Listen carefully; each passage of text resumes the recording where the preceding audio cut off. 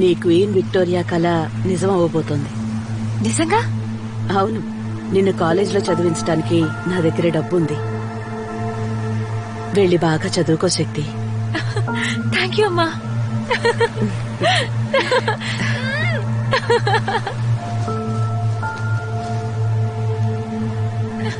Thank you.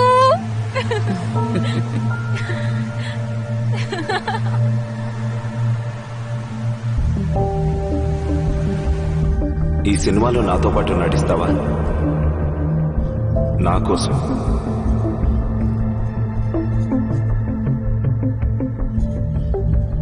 నటించను, కుదరదు.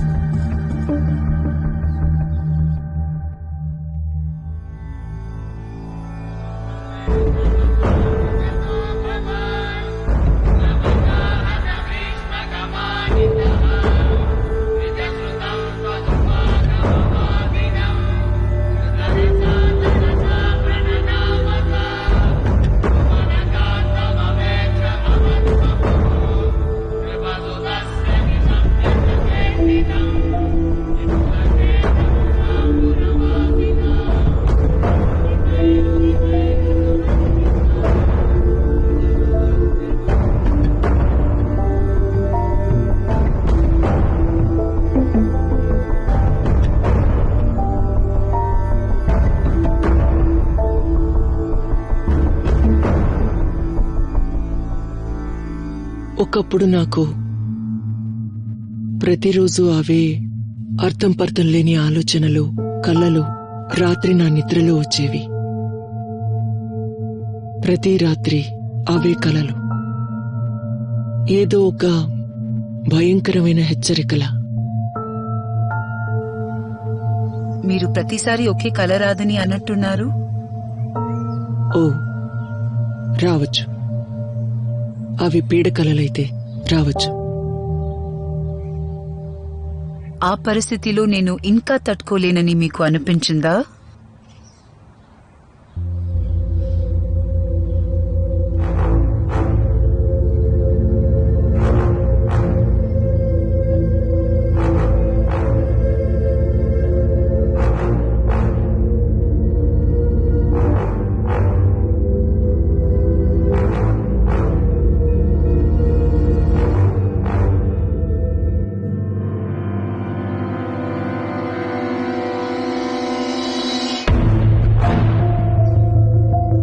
మా అమ్మ అనేది ఇది కూడా గడిచిపోతుందిలే అని. దానికి తగ్గట్టు ఇక్కడే ఉన్నానుగా.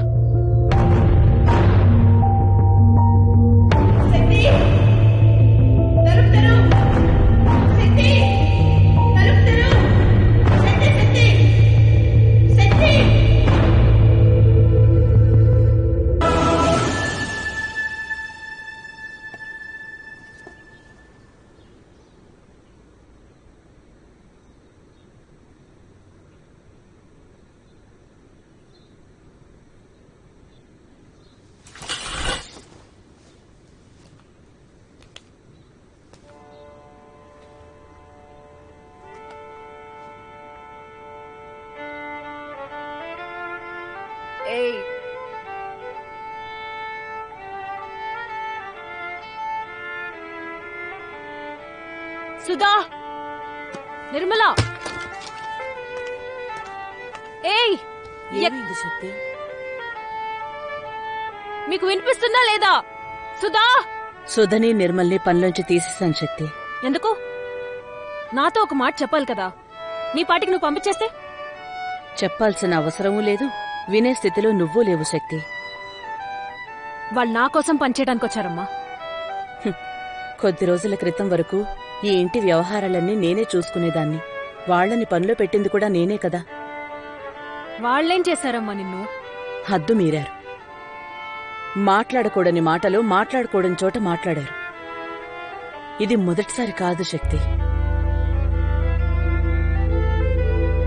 తెలుసమ్మా.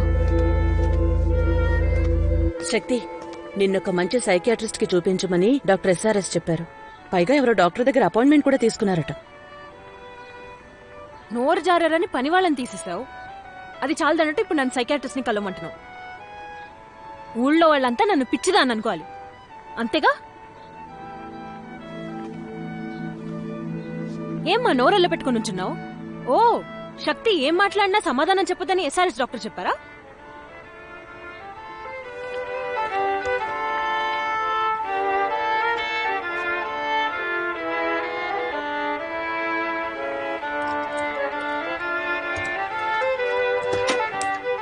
ఎందుకు గ్రామ్ఫోన్ ఆపేస్తున్నావు? నీకు పాత పాటలంటే ఇష్టం కదా. ఇప్పుడు ఇష్టం లేదు.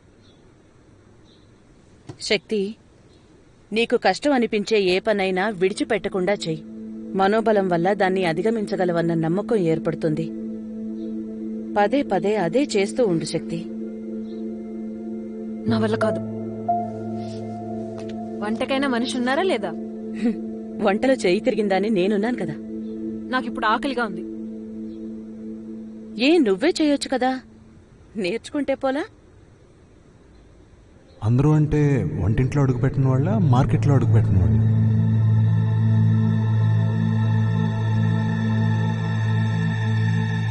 నా వల్ల కాదు.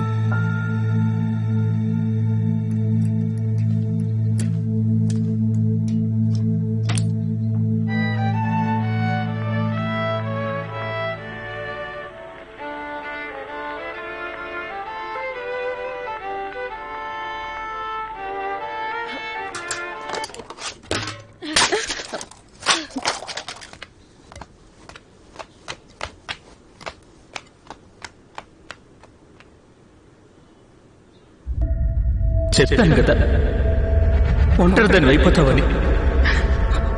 ఒంటరిదాన్ని అయిపోతావని చెప్పాను కదా. చదువును ఆపేయాల్సిన పరిస్థితి వచ్చింది శక్తి. చదువును ఆపేయాల్సిందే శక్తి. శక్తి, నేటితో నీకు విముక్తి శక్తి. పొరపాటున దూరమవుతావన్న భయం. పింకీ ప్లస్ శక్తిది అక్క చెల్లుల బంధం. అమ్మ శక్తి, నీకు పేరు వస్తుంది, నువ్వు పైకి వెళ్ళినా అలాగే కింద పడ్డా.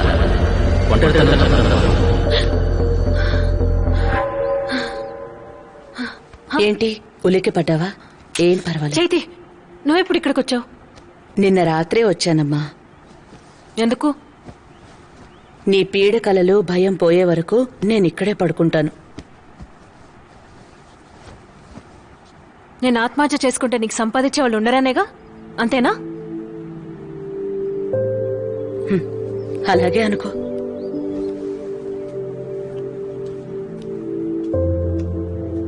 ఆవిడ నా రూమ్ లో ఉండకూడదు. దానికోసం నేను ఎంతకైనా తగ్గిస్తాను. మీకు అర్థం కావట్లేదు. శక్తి, నువ్వు మీ అమ్మని సరిగ్గా అర్థం చేసుకోలా. నువ్వు ఆ రోజు రాత్రి అలా చేశావని తనెంత బాధపడిందో తెలుసా? అవును, బంగారు గుడ్లు పెట్టే బాతుని ఎవరైనా కోసుకు తింటారా డాక్టర్? నువ్వలా మాట్లాడడం తప్పు. సరే, కానీ ఈ పరిస్థితికి ఆవిడే కారణం. నన్ను ఎప్పుడైనా కంటికి రెప్పలా చూసుకుందా? నువ్వెవరి కంట్రోల్లోనూ ఉండడానికి ఇష్టపడవు. ఇప్పుడు నువ్వు సైక్రియాటిస్ట్ని కలవాలి. అందులో డాక్టర్ చారీ స్పెషలిస్ట్, నేను కాదు. నువ్వు ఆయన్ని సంప్రదించడం మంచిది. నాకిష్టం లేదు డాక్టర్, నన్ను వదిలేయండి. అలా మాట్లాడకు శక్తి, నువ్వు సంప్రదించక తప్పదు. మనం ప్రేమించిన వారు లేక ఒక తోడు నుండి ఎక్కువ ఆశిస్తామని అనుకుంటాం. కానీ నిజానికి మన ఆశల బరువునంతా మోసేది మనల్ని కన్నవాళ్లే. మనల్ని కన్నందుకు వాళ్లకన్నా ముందు మన గురించి ఆలోచించాలని, అది మన జన్మ హక్కని మనం అనుకుంటాం.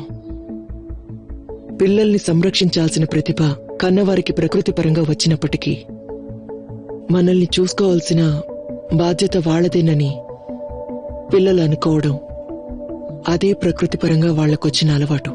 కన్నవాళ్లది తప్పక నెరవేరుస్తారని ఎదురు చూస్తూ ఉంటారు. వాళ్ళు ఒక్క తప్పు చేసినా, ఏదైనా లోటు కాని మనకి కనిపించినా వాళ్ళనింకా పక్కన పెట్టేయాలనుకుంటాం.